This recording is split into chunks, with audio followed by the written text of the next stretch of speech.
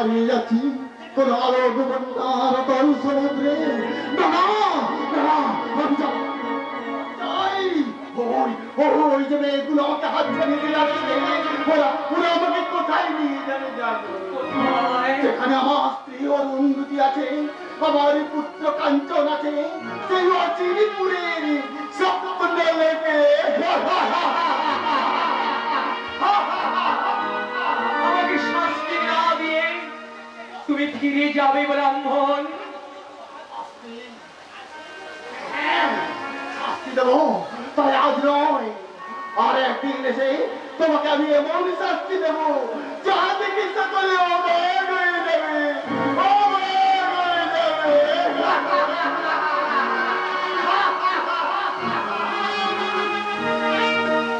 কৃষ্ণের অত্যাচারে ও পাগল হয়ে গেছে, অত্যাচারে ও পাগল হয়ে গেছে। তা জেনেও আমি ওদের জন্য কিছুই করতে পারি না। সত্যকে আমি যে ওদের জন্য কিছুই করতে পারি না। আমিও কিছুই বলতে চাই না প্রভু, শুধু একটি প্রার্থনা আমার, রাখে কৃষ্ণ মারে কে, কথা যেন মিথ্যে না হয় প্রভু, মিথ্যে না হয়। সত্যকে ওরা বোঝে না, কালের শৃঙ্খলে কৃষ্ণ যে বন্দী, কাল পূর্ণ না হলে তার করার কিছুই নেই। তা যদি থাকতো, মা দেবকীকে দিনের পর দিন কংসের কারাগারে চোখের জলে ভাসাতে হতো না, পিতা বসুদেবকেও ফেলতে হতো না। তত্ত্ব দীর্ঘশ্বাস প্রভুহীন মাকে শিশু পাল, অমানুষ রুক্মা অপেক্ষা কর, অচিরেই তোদের পাপ দেহ মৃগাল শকুনের ভবে বস্তু হবে।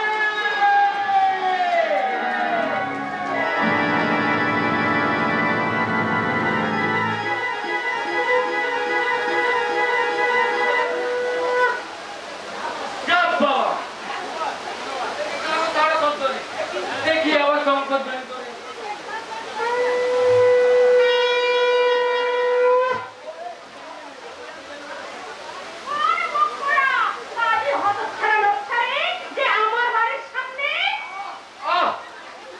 কাকে কি বলছিস রে মা?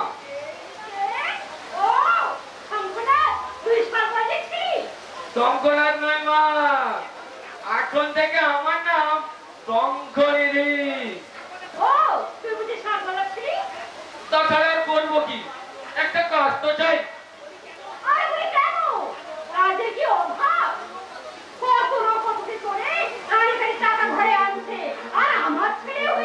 টাকার জন্য আর তোকে ভাবতে হবে না মা।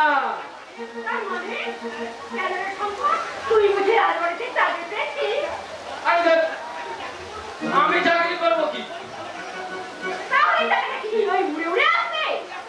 উড়ে আসবে কেন? বাবা আনবে, আমরা মায়ের পায়ে বসে বসে খাবো আর তাক বাজিয়ে বেড়াবো।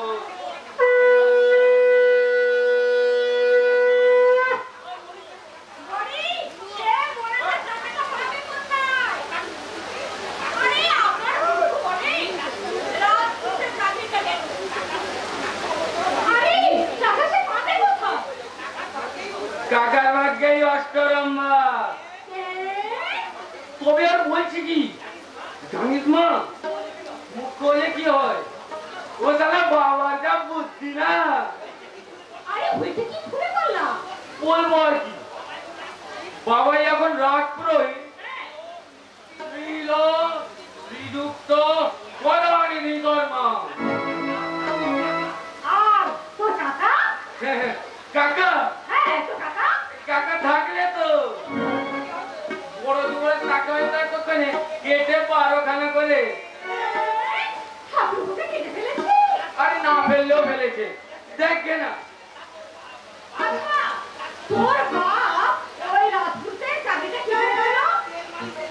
কেন তেল মালিশের জোরে? আরে ওইটাই তো আসল কথা।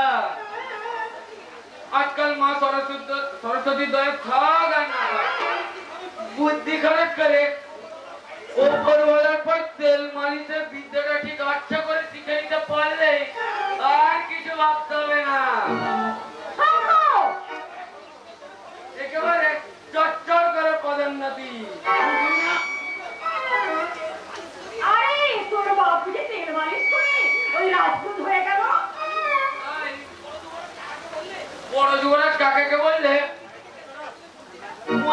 কৃষ্ণ ঠাকুরের মূর্তিটা তুলে নিয়ে নদীতে ফেলে দিল।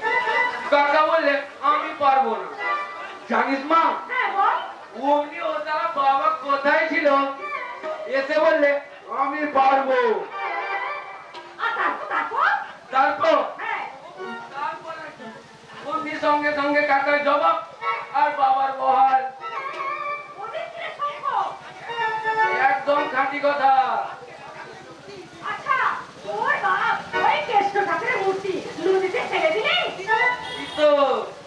রাজকুমারী যদি মূর্তিটা লুকিয়ে না ফেলতো।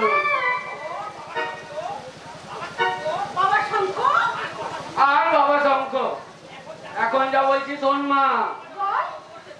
বাবা যখন বড় যুবরাজে ডানা দিয়েছে, এবার থেকে বস্তা বস্তা টাকা আসবে।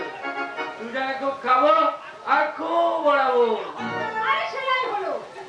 কিন্তু আকার মূর্খ হয়ে তোর বাপ ওই রাজপুতের চাকরিটা হলো কি করে?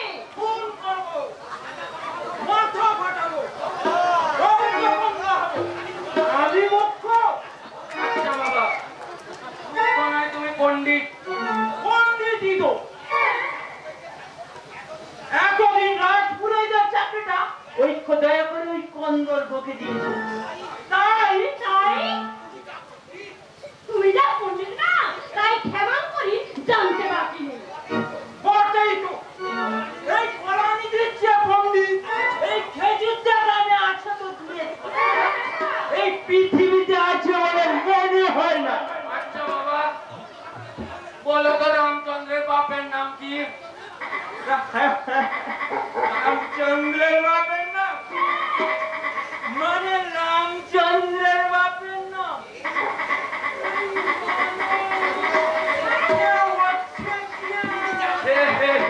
আরে তুমি জানো না? আমি জানি না?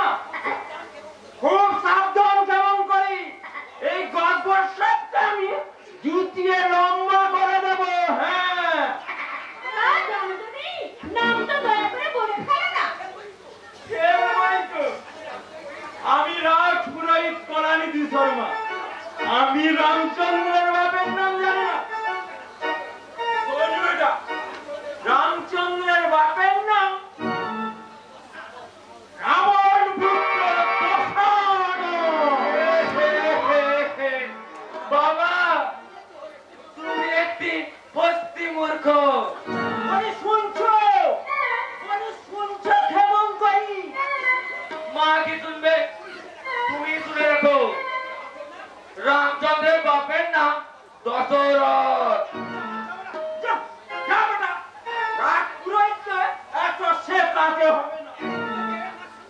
এখন থেকে রোজ আমার সঙ্গে রাজবাড়ি যাবি আর রাজকার্যে সাহায্য করবি। আমি রাজবাড়িতেও যাবো না, আর তোমার মতো তেল মালিশ করতেও পারবো না। বেটা বলছি, এখন থেকে তুমি রোজগার করে আনবে, আমি খাবো, ওড়াবো আর শাঁখ বাজিয়ে বেড়াবো।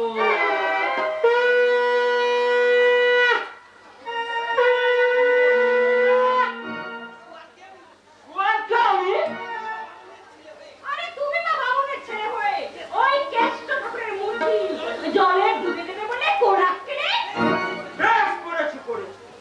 ওসব কেষ্ট মিষ্টুর চেয়ে রাজপুরীদের চাকরির দাম আমার কাছে অনেক বেশি। তাছাড়া বড় যুবরাজকে খুশি করতে পারলে আর তোমায় ভাবতে হবে না কেমন করি। গয়না করবেই, আর আমিও।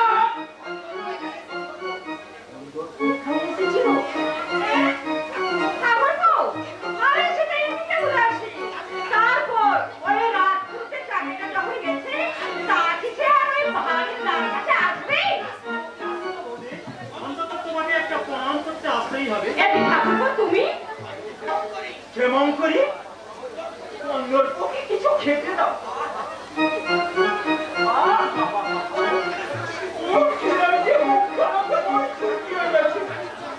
আমি যাই,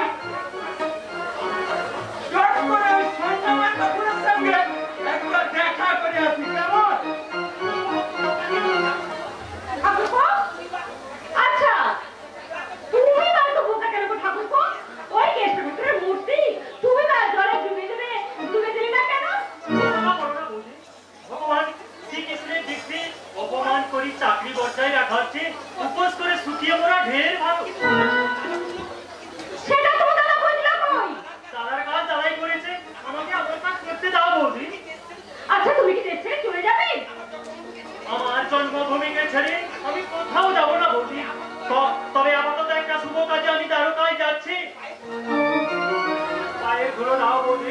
আশীর্বাদ করো,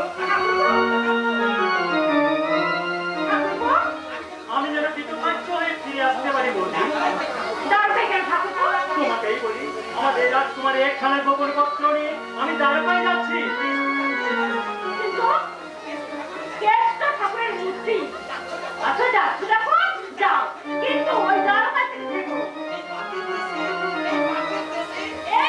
এই মাটির দেশে আর তুমি ফিরে এসো না। হ্যাঁ আমি বলে যাচ্ছি, এখানে কেউ তোমার আপন নেই ঠাকুর, কেউ না থাকলে আমার মাতৃ স্বরূপা বৌদি আছেন, থাকবেন ও চিরকাল। কিন্তু তোমার দাদা যদি তোমার মাথাটা ওই যুবরাজের মুখে তুলে না দেয়, তবে আমার নাম হেমন্তরী নয়। চলে যাও, যত শীঘ্র পারো এই বিধবের সীমানা পাবে তুমি চলে যাও। আমি তোমার দাদা চোখ দুটোকে জ্বলতে দেখেছি। চলে যাও, যত পারো তাড়াতাড়ি চলে যাও। না, আমি আমার দাদাকে এতখানি অবিশ্বাস করতে পারি না। তবু যদি তাই হয়, মুহূর্তে আমার কোনো দুঃখ হবে না। রাজকুমারীর পত্রখানা আমি দ্বারকাবতী হাতে নিয়ে আসতে পারি। আমি বিশ্বাস রাখবো।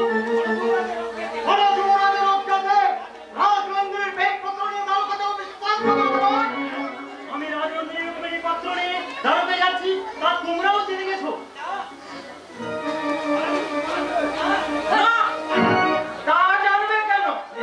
ভেবেছিস ডুবে ডুবে জল খেলেও তীরের টের পাবে? দাদা, তুমি তাহলে সেনাপতি রক্তাক্ষকে রেখে দিয়েছো? আর তুই বড় যুবরাজের বুকে বসে দাঁড়িয়ে উপড়াবি, আর আমি চেয়ে চেয়ে দেখো? পত্রখানা পেরে নাও সেনাপতি, না হয় ইতরটাকে খুন করে। আমি যাই বড় যুবরাজকে জানিয়ে দিতে কন্দর্প ধরা পড়েছে।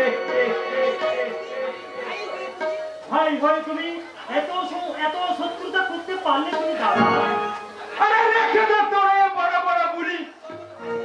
তোর মতো ভাইয়ের চেয়ে রাজবাড়ির চাকরির দাম আমার কাছে অনেক বেশি। হে হে হে স্থান থাকতে রাজকুমারীর পত্র ভগবান শ্রীকৃষ্ণ ভগবান শ্রীকৃষ্ণ ছাড়া তার অবিষ্ট ব্যক্তির হাতে আমি পত্র দিতে পারবো না।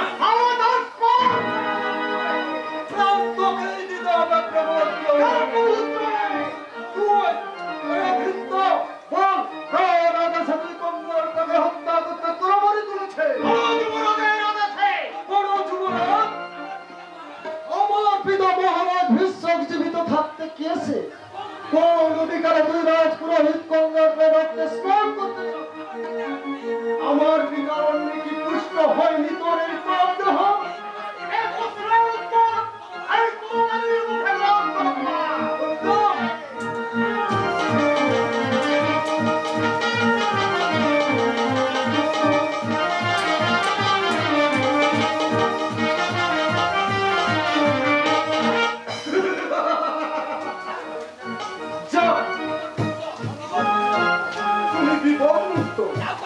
যাও কন্দর্প, আর এখানে দেরি করো। দ্বারকাপতি শ্রীকৃষ্ণের হাতে আমার স্নেহের মন রুক্মিণীর পত্রখানা তুলে দিয়ে তাকে আমার প্রণাম জানিয়ে বলো, তিনি আমার ভগ্নের পানে গ্রহণ করতে সম্মত হলে এই নন্দন তার কাছে চিরকৃতজ্ঞ থাকবে।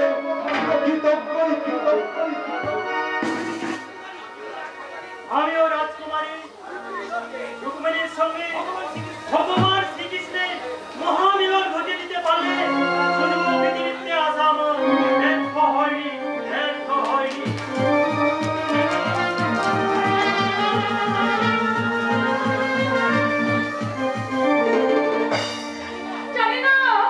জানি না কি আছে আমার ভাগ্যে।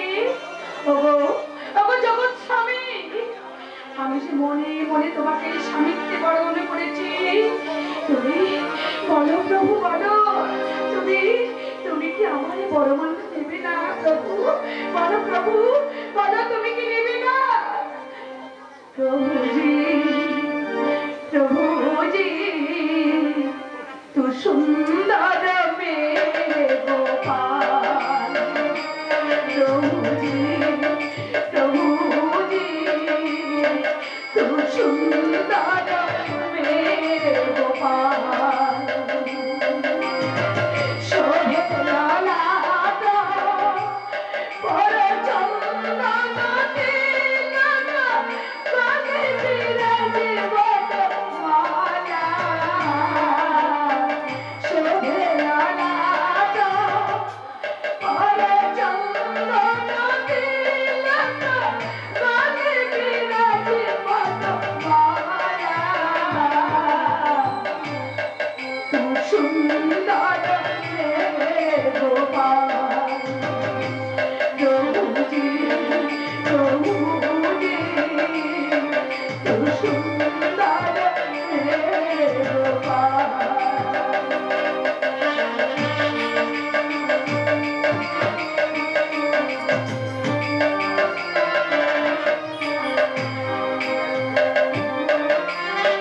शीश चूड़ा सबज में कुंडला शीश चूड़ा सबज में कुंडला गले माला डोले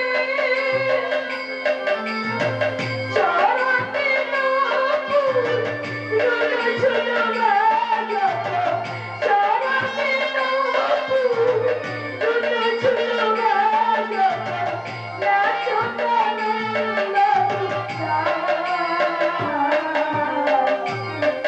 तू सुंदर मेरे गोपाल प्रभु जी तू सुंदर मेरे गोपाल शोभे लाला बोले चंदन तिलक काने बिराज बनवाला तू सुंदर मेरे गोपाल प्रभु जी तू सुंदर मेरे गोपाल ঠাকুরজি বৌদি তুমি ফিরেছো ঠাকুরজি তুমি ফিরেছো আর যে ফিরতে পারবো না বৌদি আমি যে অনেক দূরে গিয়েছি তুমি পথ পারো না ঠাকুরজি তবু যে আমাকে চলতে হবে পথ তোমার অনেক দুর্গম তবু যে আমি ফিরতে পারি না বৌদি হিমালয় বাধা হয়ে দাঁড়াবে হিমালয়কে চূর্ণ করতে পারি আর না পারি তবু যে আমি মরবো তবু আমাকে তুমি ফিরতে বলো না বৌদি। ফিরতে তুমি পারবে না তা আমি জানি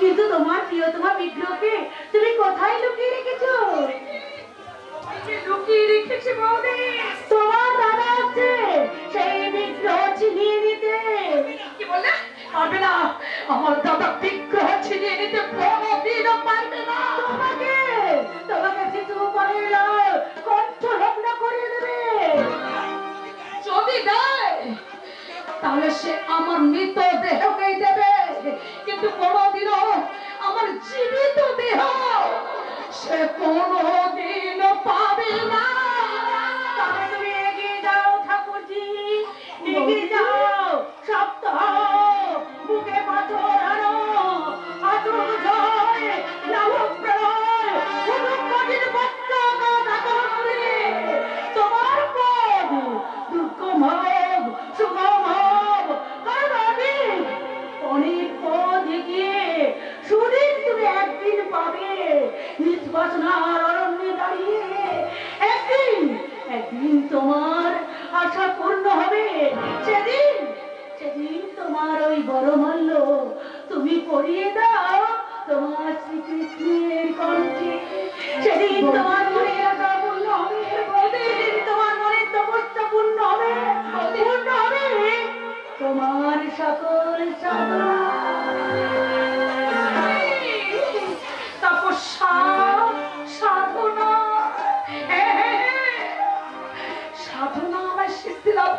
করতেই হবে, করতেই হবে। বড়দা, কোথায় লুকিয়ে রেখেছিস কৃষ্ণের আমার অন্তরের অন্তঃস্থলে। আমি এখানে আসিনি। কেমনি নয় বড়দা, এটা হচ্ছে আমার মনের কথা। কৃষ্ণের বিগ্রহ তুই আমায় দিবি না? বিগ্রহ নিয়ে তুমি কি করবে বড়দা?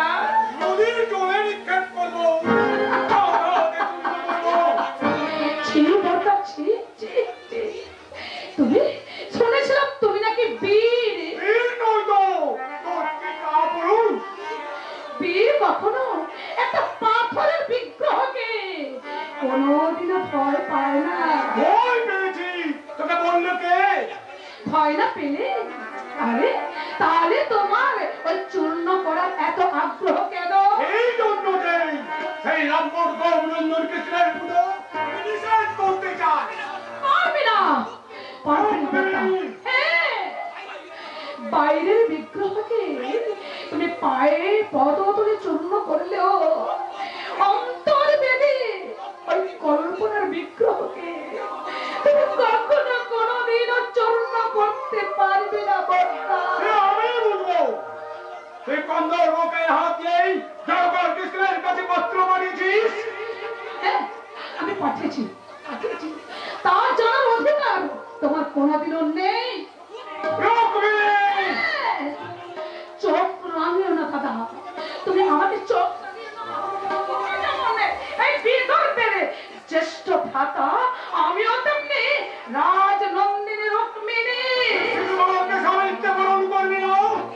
কাকে আমি বরণ করব আর কাকে আমি স্বামিত্বে বরণ করব না, সেটা সেটা ঠিক করবে আমার পিতা, তুমি নও। এত দূর?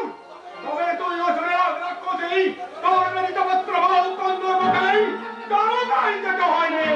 তার আগেই সে এখন কোথায় আছে? রমণী রক্তাক্ষ থেকে জমার ওই মাটিয়ে দিয়েছে।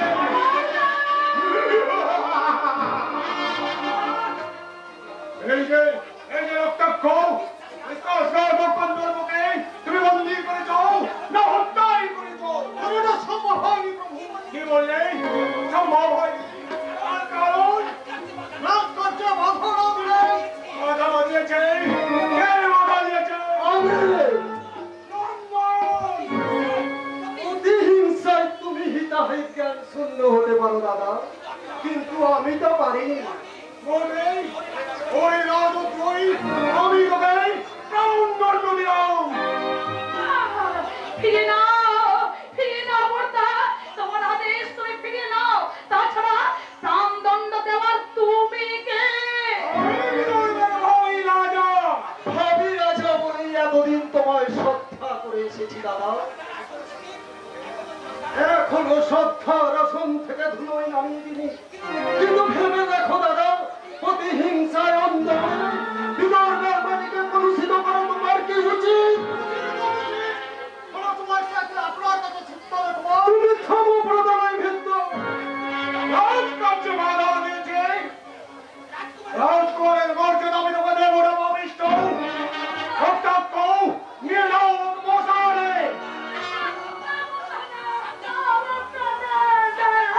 সাবধান করে বাধা সৃষ্টি করলে অগ্নি বলে নারী বলে আমি তোকে ক্ষমা করবো না।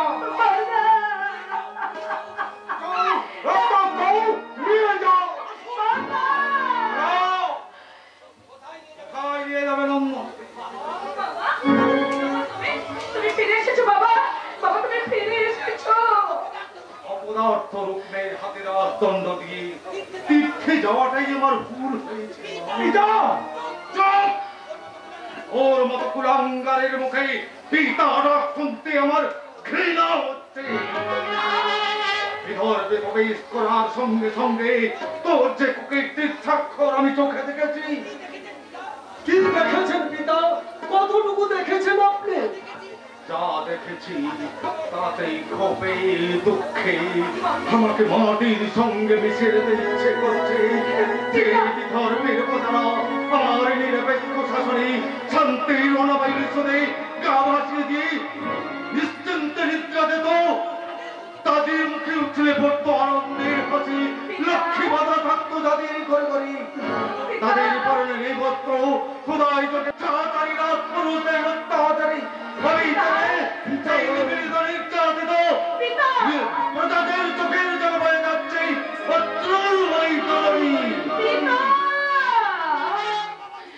শাস্তি দাও পিতা, ওকে তুমি বিচার করে দাও।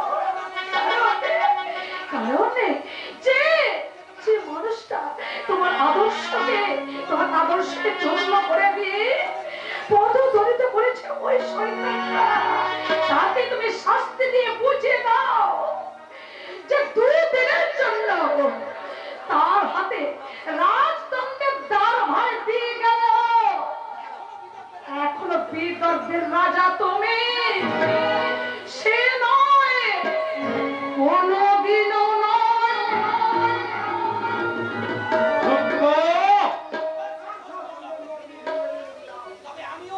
তবে আমিও যাওয়ার সময় বলে যাচ্ছি, সেই অতিহীন নিজ মুখ্য গৌরঞ্জন কৃষ্ণকে আপনারা দেবতার আসনে বসে পুজো করতে চাইলো, আমি তা পারবো না। এই কাহিনী রুক্মিণীর কথায় জামাতা বলে স্বীকার করলো, আমি তার রক্তে শ্রাবণ করবো, বিদাও শ্রাবণ করবো। এসো রক্তাক্ষ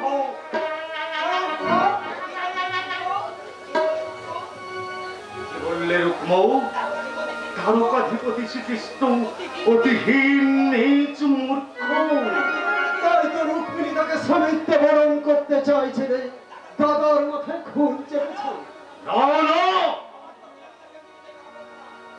ঠাকুরাঙ্গারকে আমি কিছুতেই ক্ষমা করবো না। তবু ক্ষমা করুন পিতা, ক্ষমা করুন। ক্ষমা? পাষণ্ড রুক্মকে? সে যে আমার দাদা।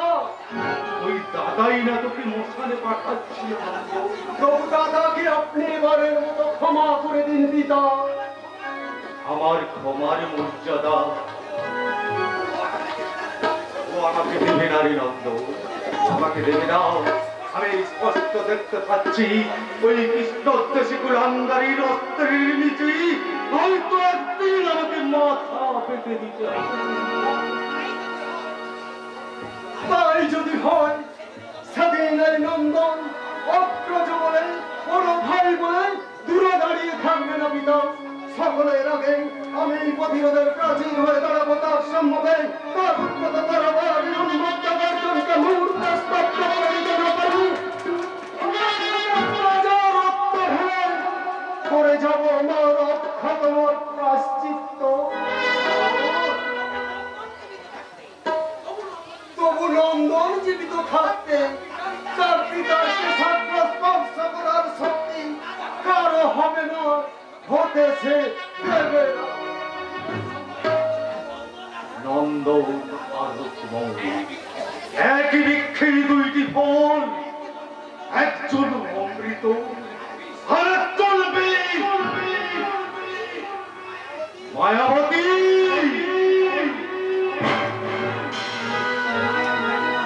তুমি কোথায় আমি জানি না, তুমি যেখানেই থেকো শুনে রেখো মায়াবতী, প্রয়োজনে তোমার গর্ভস্থিত বীজ ফলকে আমি নিজের হাতে নিয়ে মায়ের পিঠে